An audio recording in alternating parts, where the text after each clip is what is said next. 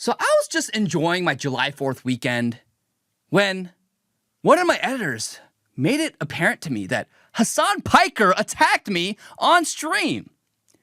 So here's the short clip. We'll just view it, we'll watch it, and we'll respond. Here's Hasan Piker talking about how much he thinks that I'm fake and I'm a theater kid. Let's just watch. Into America founding or love the country, they bring subversive ideologies that cater to foreigners rather than native citizens. True. Both myself and Francesca Hong are American born. Doesn't make you American. I would go so far as to say that in a lineup where, you know, white patriots were going to decide who's more American, me or this fucking guy, I suspect that the ones that haven't seen me on Fox News would probably point to me and say, well, that's the real American, right? So it's really strange. Nope. Okay, last thing we're talking about is Hasan Piker. So Hasan Piker, he just raised $54,000 for Francesca Hong. Like, who do you think white nativists would think is like a real American? Me? You can put that cross behind you all day, baby boy. In a lineup between you and I, who do you think these irrational reactionary forces that you are so desperately caping for, who do you think they're going to look at and be like, well, we got to pick one of the two? No hat, of course. It's so funny. Why are your ops always people that would have been bullied at your school? You just identified a big chunk of, the resentment coming from the far right. They've always been fucking nerds. Bros, accent at points is indistinguishable from more Pegasus. I know, they got that internet accent. Yeah, failed theater kids.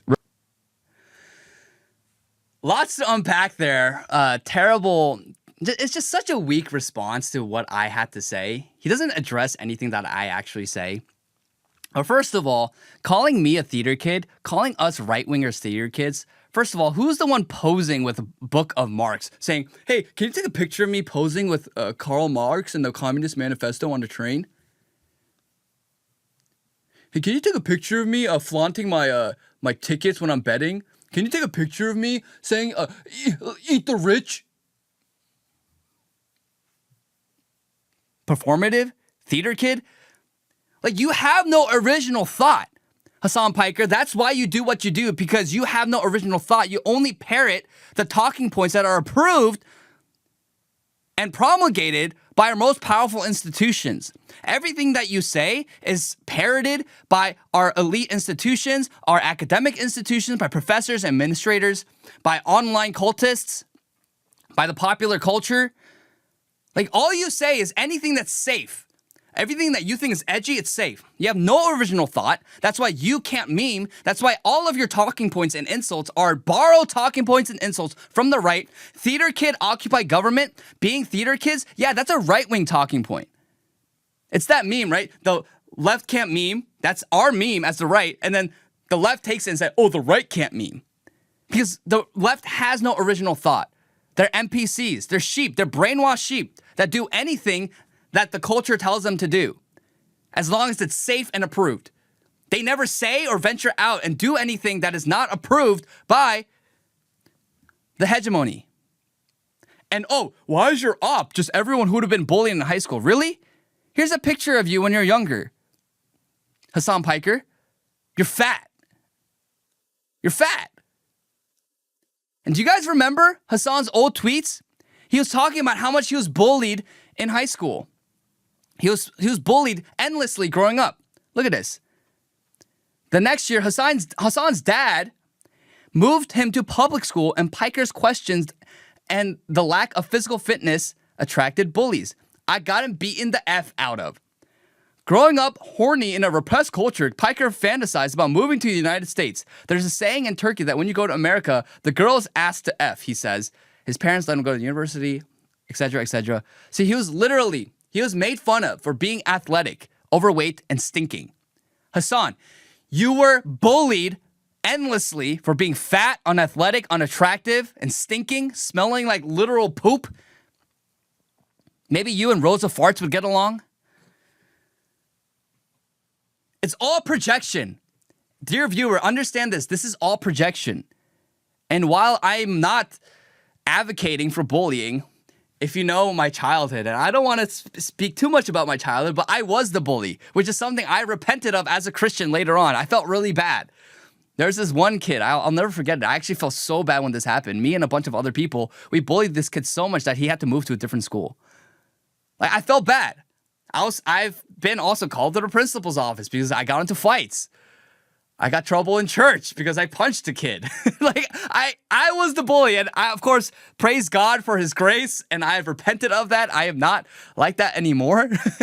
But I was the bully. So you see, the right wing and the left wing is the left wing actually, everything that they say, everything that Hasan Piker says here is complete and utter pure projection because that's what he experienced. He was bullied in school before being fat, unattractive, and unathletic. And then the right-wingers are those who were confident, who were excellent, who were beautiful, who got along, who were largely popular. That's the difference. Because like we said in our previous segment, our culture war is distilled into those who have versus those who do not have, and those who do not have are envious and miserable and resentful. And so they project their insecurities and their own struggles onto those who do have. Those who are excellent, beautiful, and to achieve something in society. That's all you're motivated by, Hasan. And of course, the average person will see me as an American over this guy? Really? Hasan, you were an anchor baby, born in Turkey, and literally within a week, your mom flew you back to Turkey where you grew up in Turkey. Meanwhile, I was raised in America. I lived in America objectively longer than you have. I was raised in America. Just because you have a piece of paper because of birthright citizenship doesn't make you more American than me. But objectively, yeah, both of us are not as American as heritage Americans who can trace their ancestry back to the Mayflower, Plymouth Rock, the Civil War, the Great Frontiers. Yes, we are not as American as them because America is a people. The Constitution, it says in its preamble that it exists to secure the blessings of liberty for the American people and their posterity. So yes, objectively, you and I are not as Americans as actual heritage Americans. But that being said, just because you have a piece of paper because you're born in America doesn't make you more American than me. Buddy, we're both foreigners. But the difference is, I love America. You hate America. You said that America deserves 9/11. You sympathize with communists and terrorists. You are a communist.